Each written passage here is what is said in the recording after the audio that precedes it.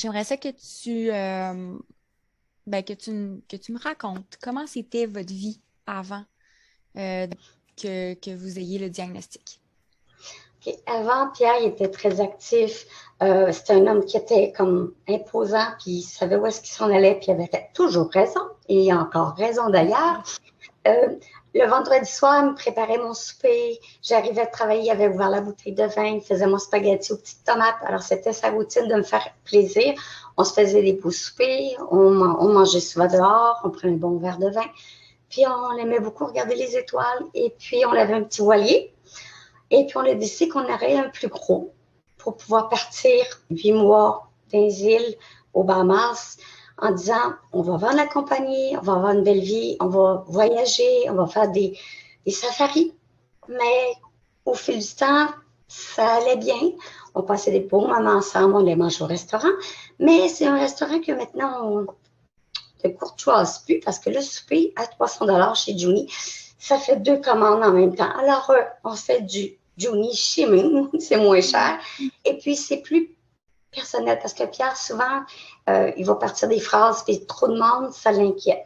Alors, on se fait de petits soupers à la maison, mais on était régulièrement en train de manger une fois par mois. Non, une fois par année, on allait pour notre anniversaire. Et c'était vraiment le fun. C'était romantique. Puis, on allait aussi au bord de l'eau manger à Oka. Alors, regarder les étoiles.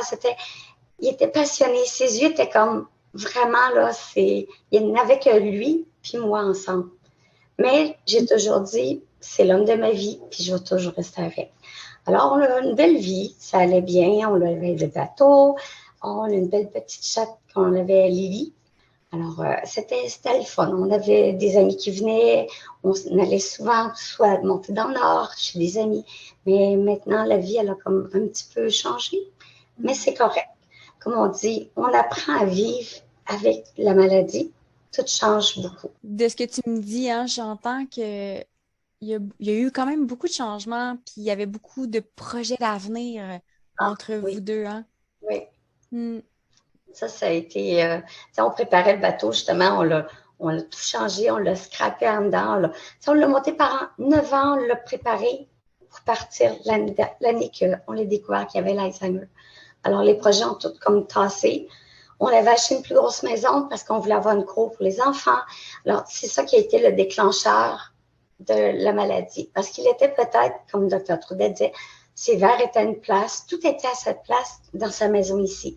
L'autre place, c'était comme complètement, il était déboussolé, désorienté, et c'était pas drôle.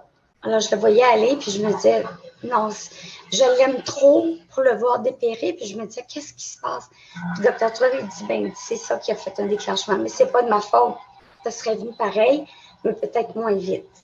Alors, en le voyant agir comme ça, je lui ai dit, on va retourner dans ta maison. J'ai dit, j'aime pas les voisins ici. Puis c'est trop grand. Puis il y a bien trop de fleurs à s'occuper. Il dit, tu fais pas ça pour moi? J'ai dit, non, mon amour. Je fais ça parce que moi non plus, j'aime pas ça ici. Mais c'était la maison de mes rêves. Mais c'est correct. Je me suis dit, une qualité de vie pour lui puis pour moi, c'est plus de revenir dans ses affaires. Alors, dans 1 mois et demi, j'ai fait 2 déménagements. C'est pas grave, ça a été aide, mais il était bien dans ses affaires. Alors, je me dis, ça pour moi, c'est une grosse étape que je le ramenais dans ses affaires. Je me disais, ben, c'est ça, être proche puis pouvoir l'aider à mieux avoir une qualité de vie aussi dans ses affaires, puis son monde, puis ses voisins. Alors, on est revenu ici, puis on reprend notre petite routine tranquillement, mais c'est différent. Le premier signe que tu as eu de toute l'histoire, ça a été après le déménagement. Ah oui, définitivement. Parce que, comme on dit, tu sais, des fois, tu dis, ah, je sais pas c'est où. Puis là, il venait dans la cuisine, il dit, eh, où la chambre de bain? Je dis, mon amour, elle est juste de l'autre côté. Tu faisais deux, trois fois la même chose. Là, je vais mettre une pancarte, toilette. Je dis, voyons, mon amour. Mais je réalisais pas c'était ça. Puis là, un moment donné, il me disait, j'aime pas ça travailler en haut. Parce que son bureau était toujours dans le sous-sol. Moi, j'avais fait un bureau pour qu'il travaille en haut. Je suis arrivée un jour, puis il avait mis l'ordinateur dans la cuisine. J'ai dit, qu'est-ce que tu fais? Il dit, j'aime pas ça en haut. Mais il faisait toutes des choses bizarres qui n'avaient pas de sens. Alors, j'ai dit, wow, là, il y a quelque chose. C'est là qu'on a fait le test avec Dr. Trudel. Ça a été, il disait, ben non, c'est juste parce que je suis fatiguée, tu sais, je me trompe un peu, mais j'ai fait comprendre que oui, c'est ça, mais c'est pas grave. On va vivre avec ça, puis on est deux ensemble. Les enfants ont trouvé ça un petit peu plus dur, ces enfants. Mais je me dis, c'est sûr que voir son père dépérir d'un coup de même, puis ça n'attendait pas, c'est difficile.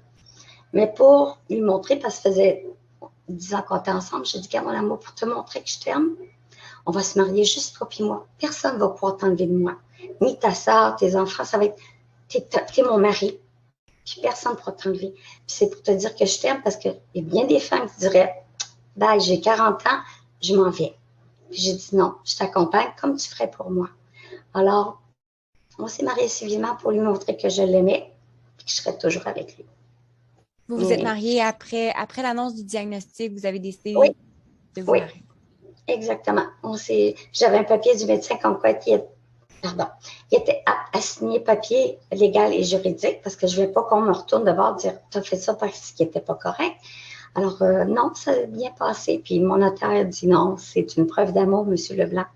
Pour moi, c'était important de lui montrer que je l'aimais, puis jamais je vais l'abandonner.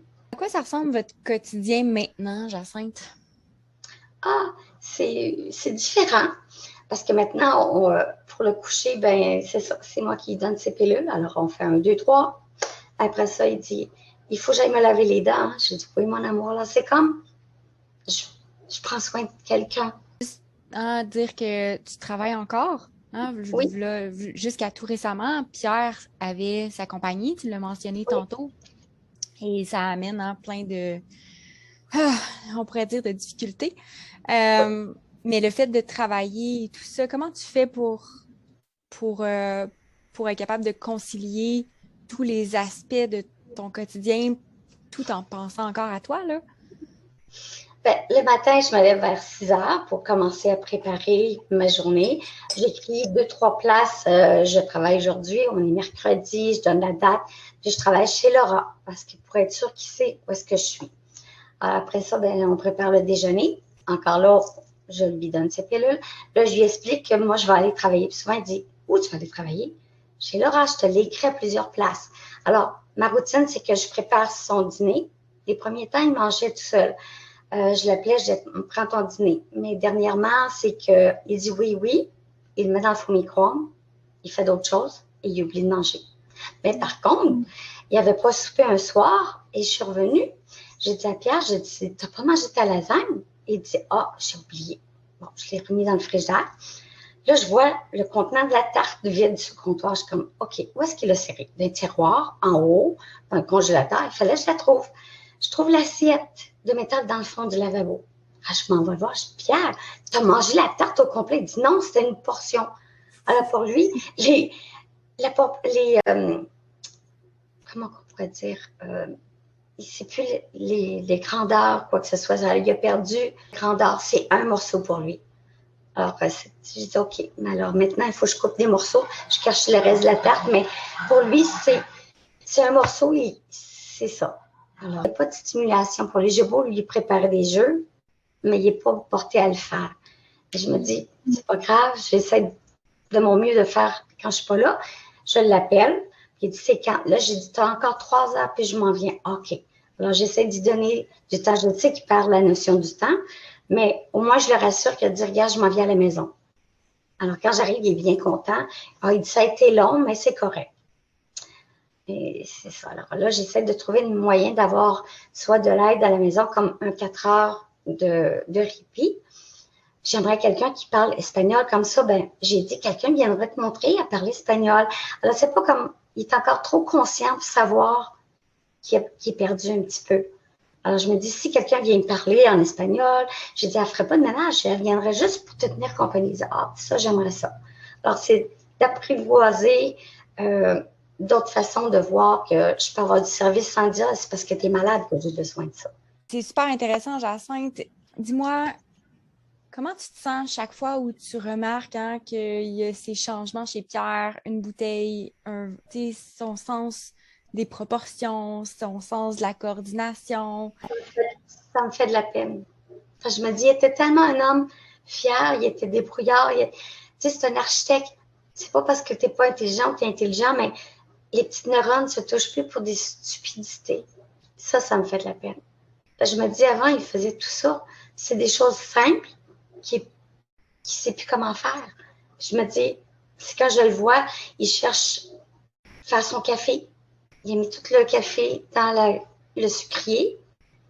Puis là, oups, puis il l'a revidé dans sa tasse. Je dis non, là, c'est juste du sucre, pas du café. C'est ça qui me fait de la peine. Mais je me dis, on le prend rien. Parce que sinon, je vais pleurer tout le temps. Puis je vais perdre des beaux moments qui est encore lucide, puis il est encore là pareil, même s'il en perd à tous les jours. Parce que là, il n'est plus capable de faire sa barbe parce qu'il tremble. Alors, c'est moi qui lui fais. Je dis, moi, te mettre beau, mais pas trop beau parce que tout le monde va te trouver beau, puis je vais te perdre. Là, il part à rire. Mais pour moi, je prends soin de lui, mais ça me fait de quoi de voir que je suis rendue à ça. C'est comme, il faisait tout ça tout seul. Ça, c'est quelque chose. Des choses simples qui perd, puis ça me fait de la peine de le voir partir, mais il part plus vite que je pensais. Parce que ça dégringole. Mais j'essaie de profiter des beaux moments que j'ai avec lui. On se colle, on se fait des mamours. Puis souvent, le soir, je pince les joues pour dire « Oh, mon beau Pierrot », comme sa maman faisait. Puis là, j'ai dit « Il ne faut pas t'oublier ça ». Alors, c'est des choses que j'essaie de faire un rituel pour que ça reste. Que je sais qu'ils ont besoin de la sensation d'être touchés. Le sensoriel, ils ont besoin de ça pour montrer que même si c'est plus la même personne qui est là, à l'intérieur, c'est encore mon Pierre. Au fond de lui, il y a toujours mon Pierre qui est là. Mais celui que j'ai devant moi, c'est un homme qui a les yeux un petit peu perdus. Il n'y a plus le même regard, il n'y a plus le sourire qu'il y avait. Il est plus triste. Ça me fait de la peine. L'amour n'est pas parti, elle est juste différente. C'est d'approcher ça différemment. C'est magnifique qu'est-ce que tu nous dis, Jacinthe. Tu as dû quand même renoncer à beaucoup de tes rêves, hein, à cause de cette maladie-là. Oui. Qu'est-ce que... vas-y. Comment tu vis ça, c'est une grosse rupture dans mon cœur parce que pour moi, on devait faire des safaris. Tu sais, on avait beaucoup d'idées.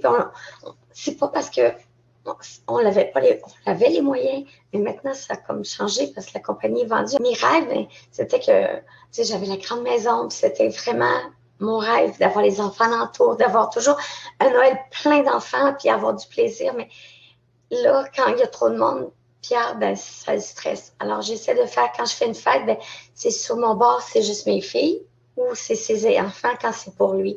Parce que quand il y a trop de monde, je vois qu'il est perdu. Puis ça, j'aime pas ça le voir comme ça. Alors, j'essaie d'avoir plus d'attention, moins de monde, qui comprend un peu plus. Puis je leur dis, parlez doucement ou arrêtez de parler de main. Je dis à Pierre, faut que tu le dis. J'ai pas compris. C'est correct, les enfants le savent. Alors, c'est de digérer tout ça. Pour moi, c'est difficile. Puis, tu sais, je devais arrêter de travailler, mais aller travailler, ça me fait du bien. Parce que je vois d'autres ponts, puis je me dis, bon, quand je reviens, j'ai comme à recharger mes batteries d'une autre façon, mais c'est dur pareil. Comme deux vies dans une. J'aide Pierre comme proche aidante.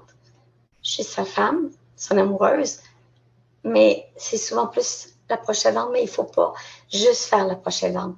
Il faut être encore l'amoureuse puis sa femme. Parce que si on est juste ça, je vais juste m'occuper de quelqu'un, c'est pas ça, je veux vivre avec la personne. Même si c'est différent et difficile, il faut l'accepter. J'en pleure encore le soir. Parce que quand je le vois, je me dis, c'est pas mon père que j'avais, mais c'est la vie. Je t'admire beaucoup d'avoir été capable de garder ce petit côté amoureuse, justement, et de le cultiver un petit peu à tous les jours. Et je sais aussi, oui, c'est ça, c'est important. Puis je sais aussi que c'est important pour toi que tu restes en santé et tu fais des choses pour passer à travers tout ça. Tu veux-tu parler un petit peu, pour finir, là, qu'est-ce que tu fais pour garder du temps pour toi? Qu'est-ce qui te permet de te ressourcer à travers toute cette vie-là? OK. Ben, souvent, quand c'est mon jour de congé, ben, je vais aller méditer une heure. Je dis à Pierre, quand je suis en haut, tu ne me déranges pas. Des fois, je l'entends monter les marches, mais j'ouvre un œil et je dis, il redescend. Il fait du bruit dans la cuisine, mais je dis, non, c'est mon temps. Puis quand je redescends, ben, je me sens plus calme parce que j'ai pris du temps à dire, je relaxe, je pense à rien, je pense pas à dire, il faut que j'aille faire le ménage. C'est du temps pour moi de qualité. Ça, j'aime ça. Puis, j'ai commencé à faire des coussins sensoriels. Alors, je me défoule dans la couture. J'adore ça. Je me dis, ça fait du bien. Je vais faire du bien à quelqu'un d'autre, mais moi, ça me fait du bien de me ressourcer dans la couture. Puis, faire l'imagination, je trouve ça le fun parce que j'avais une garderie. Alors, l'imagination, j'en ai plein. Alors, avec rien, je peux faire plein de choses. Alors, pour moi, c'est important. Je vais prendre des marches quand je peux. Des fois, il faut que je me pose dans le derrière parce que je me dis, ah, je vais faire le ménage. Non, le ménage va attendre. Je vais aller prendre un petit peu de temps. J'appelle mes amis. Je fais aussi du dessin. J'appelle mes filles. Alors, puis j'ai une fois par 2 semaines, 3 semaines, on se met chacun dans notre chaise devant notre ordi et on se fait une soirée de filles. Alors, on se loue un film. Isabelle, Alicia puis moi, ben, là, on regarde notre film, les trois différemment à la maison. Là, c'est mon temps à moi. Là, j'ai appelé, ça, c'est mon film, je t'ai mis un film, c'est ma soirée. Puis ils respectent ça. Puis il faut que je prenne le temps. Les premiers temps, ils venaient me déranger. Je dis non, je me consacre à mes filles. Je dis, Pierre, j'ai dit, tu me déranges. Puis il retournait de bord. Je dis non, il ne faut pas que je m'occupe de lui. C'est comme si je serais au cinéma. Alors, c'est mon temps à moi que j'essaie de prendre ma petite bulle pour me régénérer parce que sinon, je vais péter aux frettes. Merci, Jacinthe. Ça me fait plaisir.